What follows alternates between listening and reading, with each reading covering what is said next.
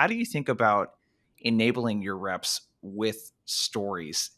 Do you say, hey, here are the 3 most common situations, and here's an example story we could use? Do you kind of expect them to do it on their own? Like what kind of support or enablement do you recommend a sales leader provide in the way of customer stories? I recommend providing a lot of support with customer stories and being very, very prescriptive, at least so that they have that as an option. Because the degree of confidence in storytelling varies widely, and it's super low confidence when you just start a new role and you're ramping up.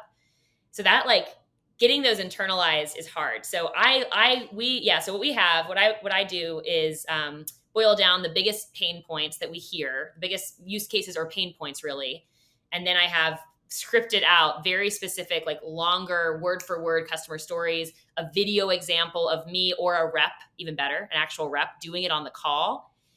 And you basically, you want like a chorus, a recording library of examples of those customer stories in the field. You want the written out script, and then you want the really succinct bullet points as well, like just at the highest level. So, because people learn differently. Some people want the full script and they want to memorize it. Some people, just a couple bullet points will keep them on the right track. But we do specific storytelling training as well in onboarding. I think that's important because it cannot sound scripted. It has to feel real and natural. Yeah. It's super important. So there's these caveats too, to make sure it does. And it has to feel tailored. It has to feel relevant to that particular prospect. So I got to get your take on what feels like a really controversial topic on LinkedIn. I don't know if you follow sales content on LinkedIn or not, but there's a lot of talk about demos, especially in enterprise. Should you demo? Should you not demo? A lot of people are like, oh, no discovery, no demo, all of this kind of stuff. Where do you feel like things are headed from a buyer's perspective in terms of sellers having to meet people halfway, allowing them to do their own research, all of that kind of stuff? What's your take on that? Yeah, it's a good question. And my opinion has changed, to be honest. I've kind of gotten with the time to get with the times. I've historically, as a rep and as a sales leader, always been the person who's, like discovery. You need to get all of this information before you even think about giving a demo. And if you're going to give a generic demo, then there's really no point because you need to get that information first so you can tailor it. But I have sort of changed my tune, not 100%. Discovery is still very important. But I think buyers' appetites have changed, and the way that people want to buy has completely changed as well. And it's been heavily influenced by our B2C purchases. When we use consumer applications, we're very, very accustomed to instant gratification and getting to feel product value immediately. So that was a big lead up, but all that to say, I think you got to give the people what they want more than we used to have to do. We have to lead more with product and sprinkle in discovery really effectively and really strategically. I think when you go up market though, you can do a bit more discovery before you jump into a demo, and you should as you go up market into the enterprise. But generally speaking, I think the demo is creeping in earlier and earlier because buyers expect it and they frankly demand it, really. Yeah. There's some interesting, I don't know how recent it is. I think it's maybe 2 or 3 years old, but Gartner had a bunch of interesting data around how much time is spent in a buying cycle outside of talking to the rep. It's like 93% or something crazy like that. Yes. So- And yeah, there's a lot of good Gartner stats. They have some stats around about 50% of people would rather have a rep-free experience in the sales process when they're buying B2B. That's scary. And it's getting higher with the young crowd coming in to leadership. We don't want to talk to people. We want to just make our purchases. But yeah, it is a little scary, isn't it? But also the demo is cited as the most important part of the evaluation, most important asset. So it's like this, demo is really important, but also you want rep-free experiences. So it's interesting juxtaposition. Yeah. What's the story behind Reprise in terms of how did you guys kind of discover that this was a thing that people actually need some more help and support with? What was that like getting started?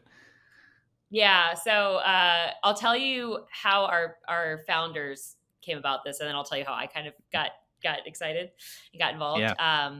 one of our co-founders, Brian Stevenson, was CTO over at Catalent in Boston and just had this demo environment problem, right? There's like the sales leaders have expectations and needs for demoing the product. And no one in product engineering wants to spend all their time building and maintaining a demo environment.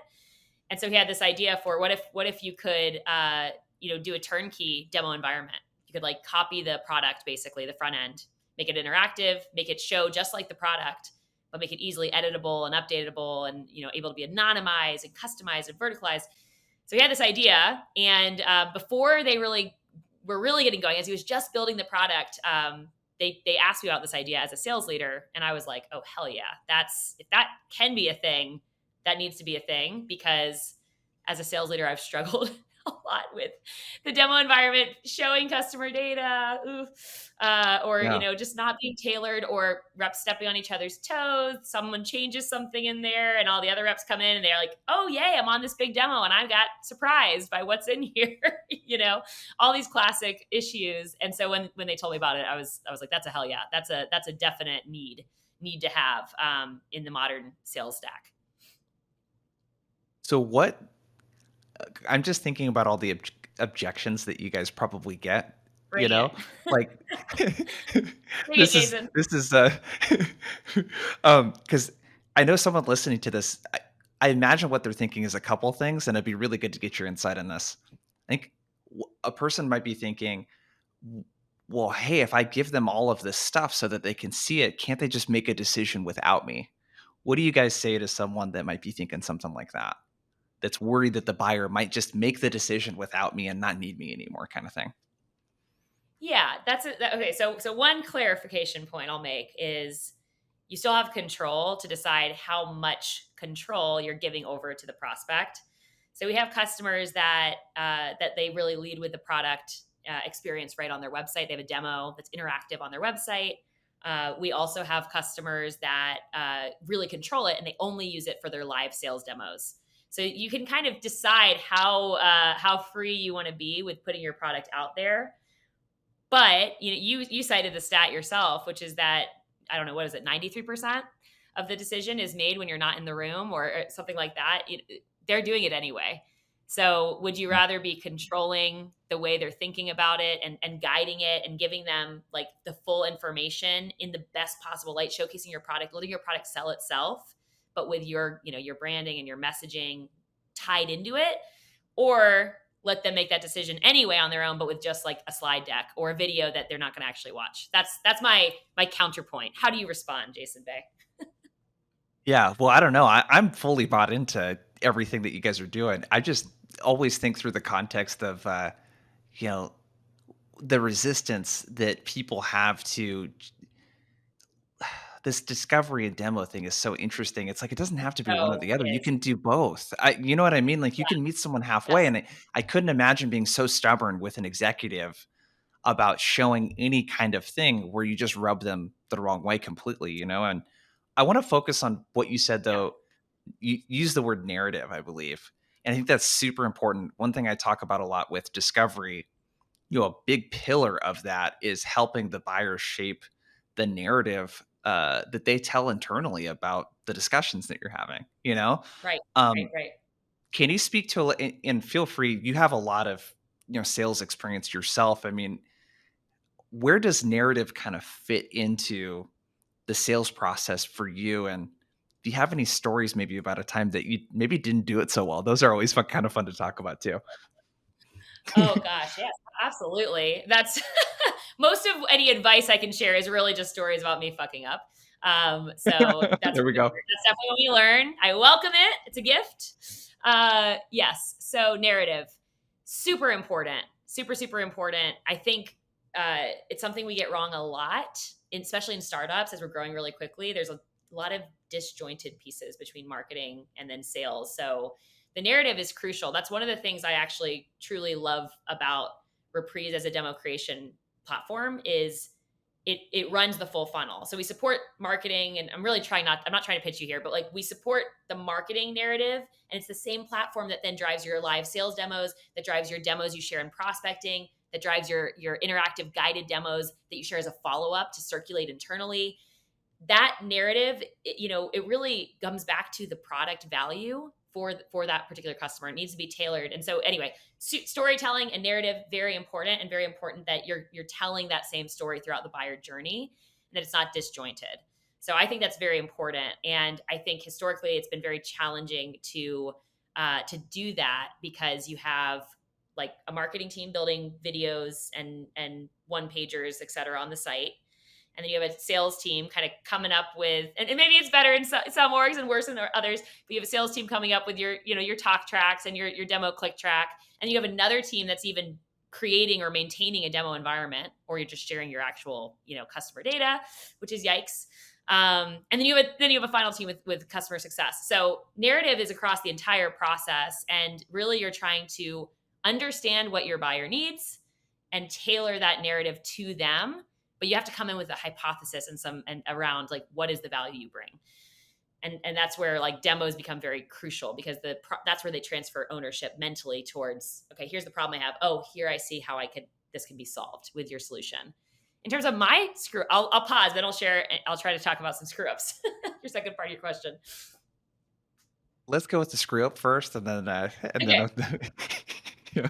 Well, let me talk about okay, so tell me if this answers your question, but I will say one of the things I struggled with when I became a new rep, when I went from BDR to AE, and something I've seen a lot of reps struggle with is nailing the demo, nailing the storytelling, the narrative in that demo call. So you do some discovery, you think, you figure out what they need, you've taken your notes, you're doing the demo, and then it's still a generic demo. Like you don't actually take the information that you learned in talking with them and tailor what you show, what you say, the customer stories you tell.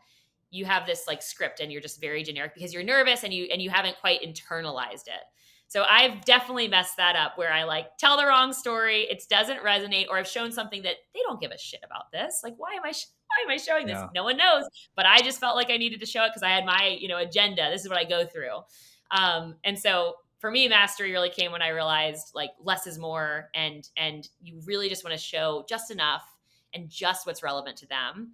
And a lot of reps, we feature dump, we just show up and throw up, and we don't tell it as a story. And that I think it's telling it as a story and sharing the customer examples, the customer stories of what they went through on their journey is far more powerful than, hey, this button does this feature does this. Let me click to this view type of thing. So did I answer your question? I can share more Yeah. gory stories.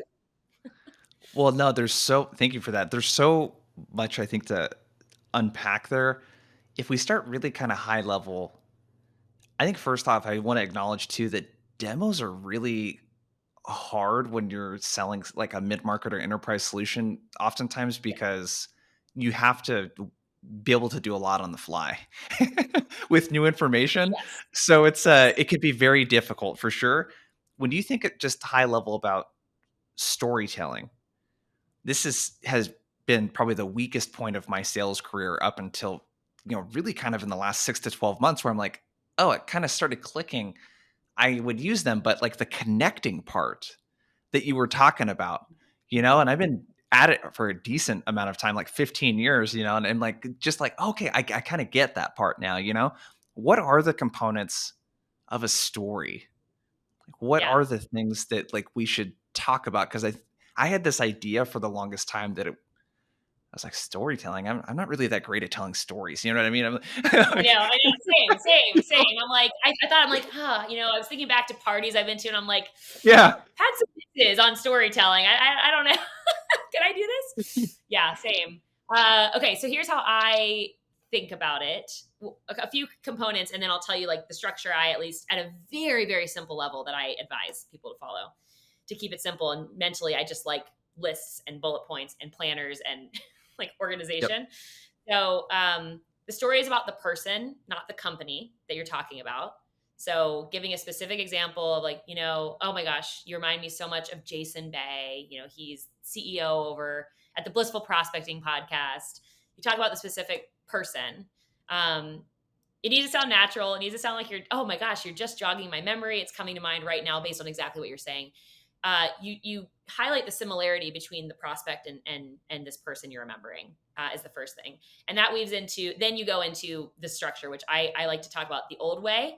So the, like, the painful state, the challenges Jason was facing, what he was going through, and you try to find one that is very relevant to exactly what you've just learned from the prospect. Like, you mentioned that you're really struggling to drive up your conversion rates on the demo request form on your site. Jason Bay, CEO over at, blah, blah, blah, he was dealing with the same thing. What he was experiencing is bop, bop, bop. And you amp up the pain even further. It's even worse. Jason had even worse. Maybe there's some latent pain that I don't know yet from the prospect. So it's old way, what they were dealing with, the pain, this pivotal moment, the breaking point, and then this new way. It's not about Reprise. It's not about my solution. It's about Jason's journey from this painful state, this turning point, this new way, and then the impact, the metrics based impact to the business and to Jason of taking this new approach. So again, old way, new way, impact. And it's very simplest. That's how I guide my reps to sort of go through a story. It's not perfect, but Yeah. it's at least simple and pretty memorable. So then you can kind of keep yourself honest to that structure. Yeah, and you can use that 60, 90 seconds. You can tell a really impactful story, with that framework. Yes. As a Yes. sales leader, how this is the thing I hear, and I'm just curious your take. The thing I hear oftentimes, and it's usually the situation with some very big companies, oftentimes that I work with, where they have case studies and all of this other stuff, but they're not really in a format that a rep could turn into a 60, 90-second kind of story. How do you think about enabling your reps with stories? Do you say, hey, here are the three most common situations, and here's an example story we could use? Do you kind of expect them to do it on their own? Like, what kind of support or enablement do you recommend a sales leader provide in the way of customer stories? I recommend providing a lot of support with customer stories and being very, very prescriptive, at least so that they have that as an option. Because the degree of confidence in storytelling varies widely, and it's super low confidence when you just start a new role and you're ramping up. So that, like, getting those internalized is hard. So so what I do is boil down the biggest pain points that we hear, the biggest use cases or pain points really, and then I have scripted out very specific, like, longer word for word customer stories, a video example of me or a rep, even better, an actual rep doing it on the call. And you basically, you want like a chorus, a recording library of examples of those customer stories in the field. Yeah. You want the written out script, and then you want the really succinct bullet points as well, like just at the highest level. So because people learn differently, some people want the full script and they want to memorize it. Some people, just a couple bullet points will keep them on the right track. But we do specific storytelling training as well in onboarding. I think that's important because it cannot sound scripted. It has to feel real and Yeah. natural. It's super important. So there's these caveats too to make sure it does. And it has to feel tailored. It has to feel relevant to that particular prospect. Yeah. I mean, we could do a whole podcast on storytelling, but I think one of the Totally. I don't things know if that I'm I qualified, but I would love to. I want to hear what well, you I think use too, by the way, selfishly. I'm curious about if you have a different I framework. I want to know. it's labeled a little differently. It's the same kind of thing though. Yeah. It's All right, you good. know, Whew. what and how, what were they running up against? How did they fix it? What was the impact or Yeah. insight? Um, Great. 'Cause I think this is super clutch in a prospecting scenario Yeah. too. When someone on a cold Yes. call says, "Ah, we're already using XYZ, we're using Gong," right? And if I'm chorus, I Right. might say, Yeah. "Well, Yeah. hey, we had a customer that was this, this, this," and you can, share a story. I think one important detail that you said though that I could focus on more in the work that I do with reps is it's got to be a person and you got to be able to say their name because oftentimes it'll be, oh yeah, the sales team at XYZ company, and it just doesn't really feel as good as, oh, John, Yeah. VP of sales over Right. at XYZ company was experiencing this, Right. and Right. being Right. able to do Yes. that. I think the other thing too, if I'm a sales leader and I'm listening to this, I think a really big takeaway is getting your reps that did not ever talk to these customers and have no idea really who these people are, getting them comfortable enough to where when they tell a story, it sounds and feels organic and providing lots of examples for them, I think is super Hmm. important. Yes, yes, yes, yes. Yes, and I would add to that too, another great, very tactical thing is bringing in your customers too for fireside chats with the team, because when Yeah. they hear it right from their mouth, it really amps up their confidence and their excitement, and that's super important. We have to keep, constantly be the hype people and make it feel real for them too. Like, oh yeah, okay. It's easy to like read this paper, but now I just talked to John, VP of sales at XYZ company, and I'm hearing the real pain that he felt and how our solution provided value. So Yeah. Another thing I always talk about is getting your reps to drink the company Kool-Aid. yeah. You know? And I think, like, Yeah. in other words, their belief in the solution is so important, just that confidence, and what better way to build confidence than to have a customer that's gotten really great results with your solution come in and just Yes. allow your, Yes. reps to pick their brain, you know? Um, Yes. Absolutely. okay, so we got the narrative piece. You had alluded to the second part, how this how we connect things together from a demo standpoint. What advice do you have there after we've kind of done discovery? Where do you see people kind of messing up in terms of how they actually connect this into a customized demo?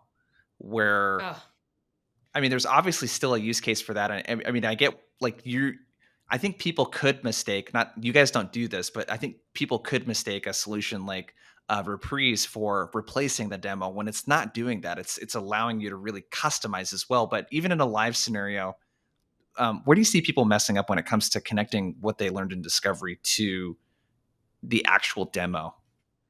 yes, I love this question. I'll give you a laundry list. The first biggest thing is that they don't. They just do not. It's like Mhm. it's like mentally you did discovery and now you do demo and there's no bridge. That's the biggest faux Yeah, pas. Um, but other issues I see when it comes to demoing are not storytelling. First of all, focusing way you get delegated down, you get pushed down to the people you sound like. We know that in sales. yeah, And if you sound like someone who really just cares about this button and this feature and you stick to the what it just does this, and you're just like a trainer almost. You're just like telling them what the product does, and you're not tying back to value and why it matters. You're not telling customer examples. Oh, you're going to get, first of all, you're going to get into a trial where you're bogged down with feature requests and you're not talking about value anymore. And it is painful. And you're also not going to get to power. So that's a big one. And then a couple other, maybe somewhat minor pet peeves for me. Wasting the questions. You only have so many questions that a prospect will tolerate, depending on who they are and their willingness to tango with you. And so when I hear questions like, does that make sense? Or do you have any questions as the question you ask after you show something? I think it's a big waste. It's a big miss in my book. You want to, you're trying to use the demo to transfer ownership of the problem and the solution to this person and get them articulating how they would use it, what impact it might have for their team, how would their team use it, how it compares to what they're doing today. So you need to ask questions that give you that, again, you're sprinkling in discovery and you're locking in and you're getting them articulating value, which psychologically also is very impactful for their willingness to move forward with you. So asking good questions is key. And use their vocabulary. That's another big thing I see people miss all the time. I'm trying to think of an example. Like, they might call instead of BDRs, they might call their team SDRs, and you're selling a biz dev solution. Very simple, very small. We all know what you're talking about, but say SDR instead of BDR because that's what they call them. Like, use their vocabulary. That's part of that feeling like, oh yeah, this is like me. This fits for me. And then finally, less is more. Like, you learned what they need to know. You don't need to show 10 extra things that you think are cool just because you think they're cool. If you know you have the perfect solution for exactly what their pain is and you show that, that's where you then dig in and you ask questions. And if they need or want to show more, you think there's an opportunity, okay. But just be very careful about selling past the close, so to speak, or just like, TMI, cut yourself off. yeah. I love all this. Correct me if I'm wrong. You said transfer ownership of the problem and solution to them. Is that what you said? That's what I said. Yes, yes. That's interesting. It's that transfer of ownership where the demo needs to, from a prospect, I need to feel like in that moment at least like I have the solution and I'm thinking about Yeah. and envisioning what it's like to actually use it and Yes. what it might help me with. I love what you said around wasting questions. Do you have some examples of what are better questions to ask? If I'm not asking, does that make sense? Do you have any questions? Sound good? Stuff like that. What should I be asking? Yeah. Yes. I do have a lot of ideas about. I call them tie down questions because you're like trying to tie them down to value, getting them articulating value. Um, yes. So great ones go back to discovery. Hey, Jason, you mentioned earlier that this XYZ is a real challenge for you and your team. How would you see this impacting that challenge? Something like that. Like you tie back, like how Yeah. would you think this might affect that? Other things are, how does this compare? How does this a comparison question? How does this compare to how you're tackling this today? So that, and ideally, they're like, oh, and then, also, don't leave it at one question. They give you information, and then go like drill in more. That's a great opportunity. If they're like, oh, it would make a big impact, blah blah blah. Tell me more about that. Is a really simple but good one. So how does this compare? How would you envision your team using this? What do you think? You mentioned these goals earlier. What do you think this might drive for your team if we were to implement this? Those sorts of things. What else? Do you have other questions you like? The tying it back thing is it sounds That's so that's simple, but I just rarely hear people actually do that. But yes. yeah, that's my go-to, because I don't sell a software product, I sell training, but it's like, hey, how do you see this playbook helping your reps set more meetings on a weekly basis? It's really Right. simple. It's like playbook's one of the big deliverables. I'm not just going to show it and be like, hey, what do you think? Look good. Awesome. You got any questions on it? Like getting them to think about what it's going to be like to work with me. Really big fan Yes. of that. And then that's like the TED framework you talked about, tell me more, explain more, describe how, all of that kind Yeah. of stuff I really Yep. like. Yep. Um, okay.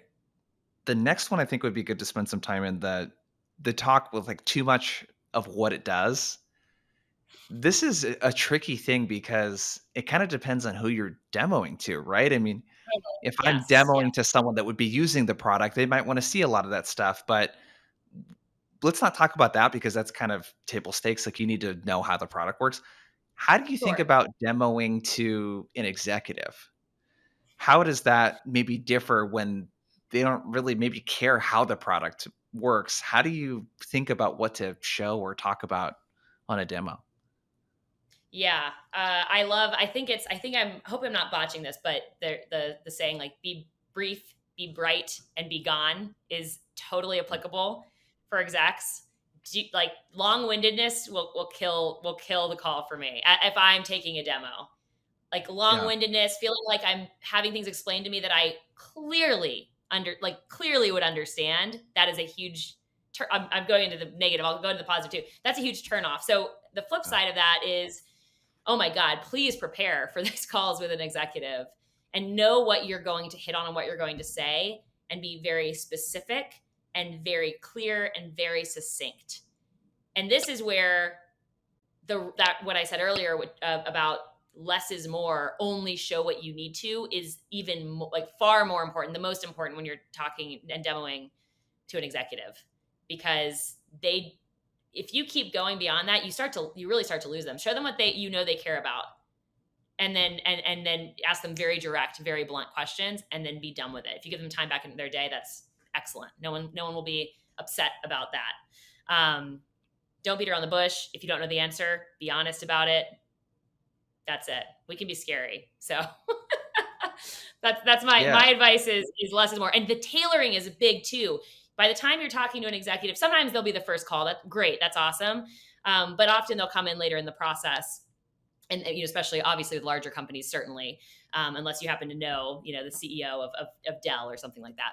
But otherwise, they're coming in later, and so you have good Michael? information. Yeah, yeah, of course, we go way Yeah, back. Michael. Yeah, Um, totally. Yeah. Michael Dell. well, Yeah. yeah, yeah. You have the vocab and you know enough about their business. So the tailoring of what you say to be very, very specific to their business is also huge. They want to feel like you are intelligent and understand their business problems, and you be brief, be bright, and be gone. That is That's the rule. I like it. Well, you mentioned, so I have to ask you, you said this is one of the things that turns me off as a buyer. You've been in the seat of the buyer in several different roles. What are some of the things that you've experienced as a prospect that were Yeah. just like, oh man, come on? Gosh. Oh my gosh. Wow, so much. I love this question because I really try to. I really am nice to salespeople. If you call me, I pretty much will hear out. Oh God, I hesitate to say this, but if I answer, I will let you pitch me. Like I'm gonna be nice. But between us, Jason, I've seen some shit.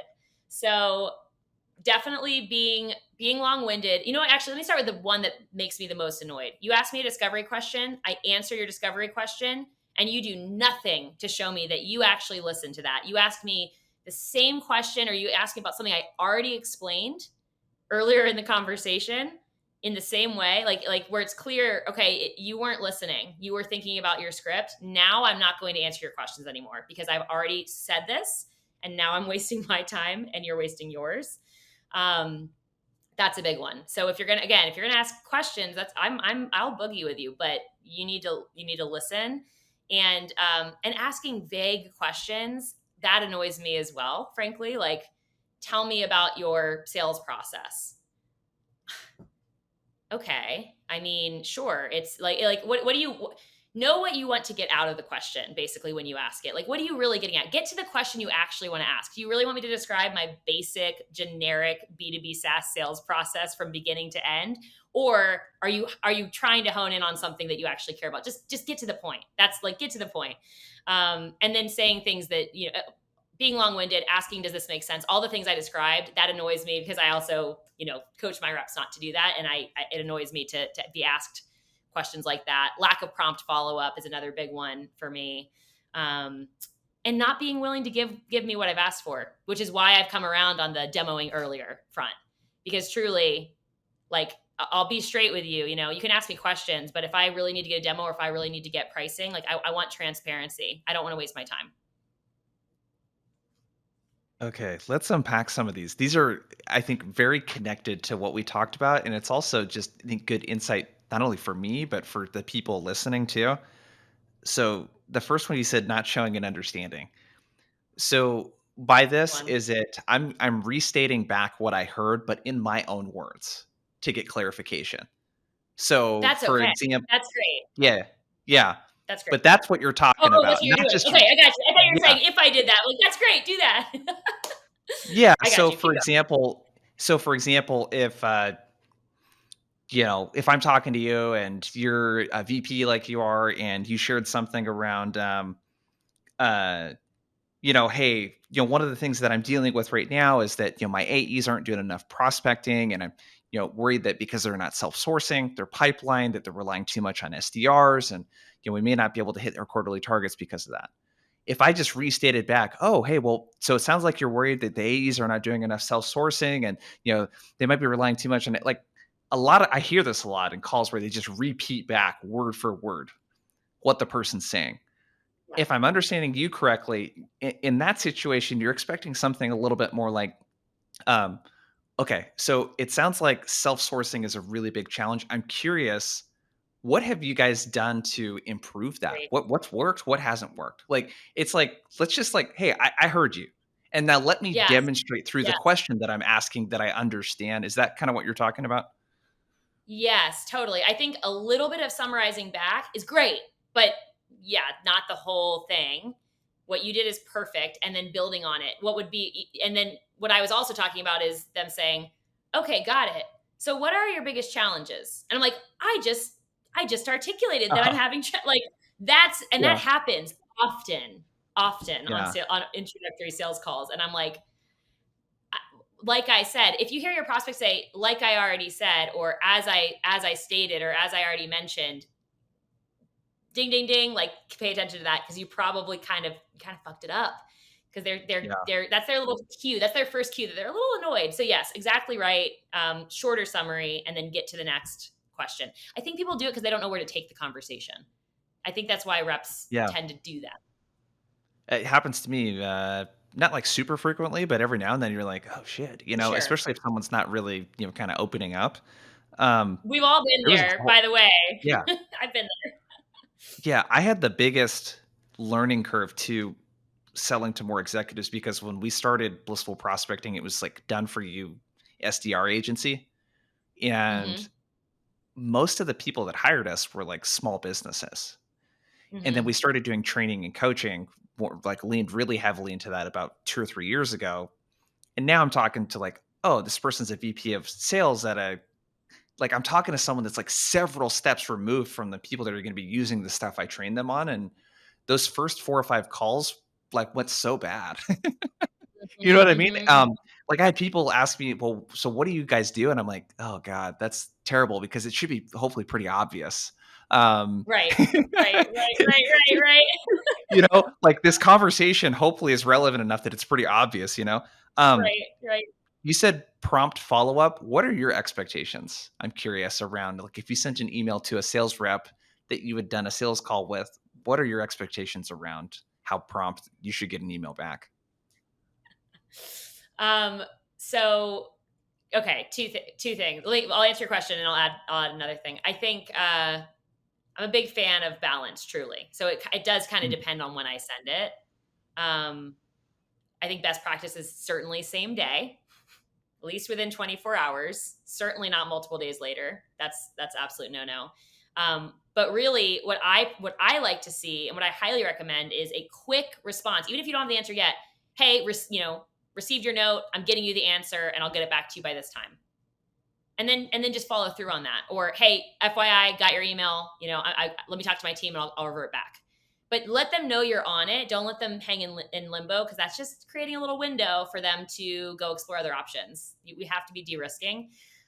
In terms of follow up after a call, we can have a whole other podcast on on follow ups. I see a lot of weak email follow ups. They're super generic and basic. Like, use that opportunity to remind me every single time about what we've agreed to, what my pain points are, what we're here to do. Because I have a million priorities, and it's easy for something to fall off. So, and send that very quickly after the call. Like I was a rep that I blocked time before and after the call. And so maybe I seemed a little bit psychotic, but I prepped before the call. And then within the next 30 minutes, I sent that detailed follow up and did all my admin in Salesforce. I'm a little, I'm a little extreme, but that's what I recommend. yeah, and there's this, people always talk about the emotional and logical parts of, selling, and there's just something to comfort that this person has Yes. their shit together. You know what I mean? That It feels safe I'm to buy from trusting you. Yes. exactly. Yeah, I'm trusting 6 or 7 figures plus of budget. And I don't think that people realize too and think about Mm, when you talk to because I always ask my clients, especially the sales executives, about what process they went through to like get this approved.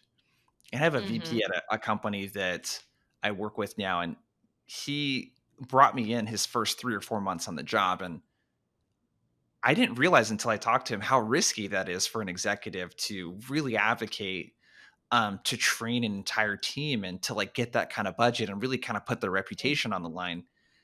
That yep. requires risk, and there's a lot of comfort in knowing that this person's on top of stuff. So that's such a small little hack that you shared around. Hey, if you get the email, just respond. If it takes you 2 days to get the stuff you need, that's okay, but you better not wait 2 days to reply to their email, though. Kind of thing. Yes. Right. Right. Yes. Yes. Yes. Yes. You're so right about the like creating that feeling of that this person is trustworthy and you are safe Mhm. in doing business with them. And those Yep. touch points make a big difference for that. And people, it's often overlooked. I find I'm constantly like constantly ranting about that nicely to my team about the importance of that Yeah. follow up. So let's get to this last piece, the give me what I ask for, the transparency piece, because I feel like this is a good kind of segue into, kind of these, I don't know, do you call them product led demos? I don't know what do you call this type of We like call them shareable demos, shareable website demos? demos, Okay. live demos. I mean, just demo. Okay. So there's an interesting use case I want to spend some time talking about, and that's you know, I did some stuff with my champion, and maybe I'm not going to get a chance to present this to the rest of their team or to talk to other people Mhm. involved. And it's kind of crazy. I mean, the majority of the time, what I see reps doing is they don't arm that person with anything but a deck that's like 40 pages long, and they're kind of counting on this person to basically sell this in the way that they sold it in. Yes. Um, I think we both agree Yes. that that's not the best thing to do. No, Um, it's not ideal. I've seen it go badly many times. yeah. So how do people use Reprise, this like creating a live kind of demo that the champion can share? Can you just unpack that? Like, what's the kind of concept behind that, and how does that typically get executed? Yeah, it's awesome. It's actually a major reason why companies buy Reprise, and it's super impactful. And obviously, we also use it internally for our own sales process. So, Mhm. um, champion enablement is huge. You're right. It's often a long deck. You throw everything you can into that deck, just hoping and praying that they that they land on a slide. It's like throwing shit at a wall, hoping it sticks, kind of thing. And you hope the champion is empowered. When someone is bringing me a solution internally, and I'm signing off on it, I have just a few questions that I want to know. And so, like, it's pretty predictable within any given business what those questions likely will be. And so, what is better to sell your product than your product, but Mhm. your product with guides that talk about that answer the specific question that executive buyer is going to have right in that product experience. I want to know personally, for me, if I'm buying a tool for my sales team, of course, I want to know, how much does it cost? What do I expect the outcomes to be of buying this? Am I risking anything by implementing this? And does it integrate with my tech stack? Amongst maybe a few other questions, but those are probably the biggest questions. Does it integrate with Salesforce? How much does it cost? How do people use it? Who uses it? Who owns it? And what's the implementation like these sorts of things. So what our reps do and our customers reps do is they create this very easily. Like, someone can create one, and then it's customizable very easily. So you create these standard library of shareable demos that you send out, like, as a link in the email. That executive buyer clicks into it, and it's like, hey, Grace, Jenny has been evaluating Reprise. Here are the 3 reasons why. Click through and experience what this would be like for your team. And then you click next, and it takes you through, and it's a clickable, basically, prototype of the product they would be buying. And you can embed these guides that talk about, and here's the value. Here's something here's a quote from your team. So it's all blended together in what I want to know. I've so many times we've been buying a software, and I'm like, well, I just want to know, does it do these things, and how does it work? I want to get a sense of Yeah. what it is. You go to the website, and it's very unclear often what it actually does for someone in my seat, or for my reps or my managers. So this is like, to me, this is just, and this is why I joined Reprise. This is exactly what the buyer needs and wants to sign off without joining a call, which often they will not do. They often do not want to to get on a call with you. So that's how we use it. Yeah. It's champion enablement. I haven't heard it referred to like that. I love that. God, there's so much there. The questions. That's a I don't know if you recommend this, I'm sure you do. Just asking your champion, what questions do you think so and so is going to ask? They usually know Yes. the answers to those. You're totally right. And being able to have something, it's showing and not telling, really is what it Mm-hmm. is. Yeah, the show Mm-hmm. don't tell kind Yes. of approach where I'm going to Yes. Yes. anticipate what this person might ask and let the product sell itself is really clutch, because the only other alternative that you really have, I do this now, is sending a vidyard, Mm-hmm. or whatever other tool that you use, or Loom, where it's like 60, 90 seconds, but it's a static thing. And I know the stats. Most of those videos don't get watched. And I spend a lot of Yeah. time making them like, Mm-hmm. how can I get this down into a minute long for this person? And people are just kind of getting desensitized to videos. It's not a cool thing to get a customized video anymore, at least in No, I software sales, know. I know. I get like 10 a day now. Yeah. Hey, Grace. They're holding up saying, "Hey, Grace, I Yeah. made this video. It's 10:37 and it's July 21st." Like, Yeah. really trying to customize it. Yeah. Yes. Yeah. Yeah. I just am It's true. thinking, if I'm selling like a sales engagement tool, or like a Zoom info or something, like having something that people can just like instantly see how it would work and what the impact of it would be is super, super powerful.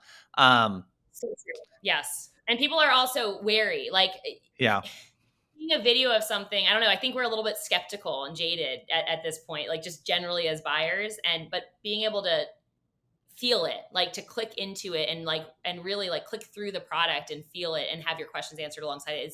It's just, it hits differently. It truly does. Yeah.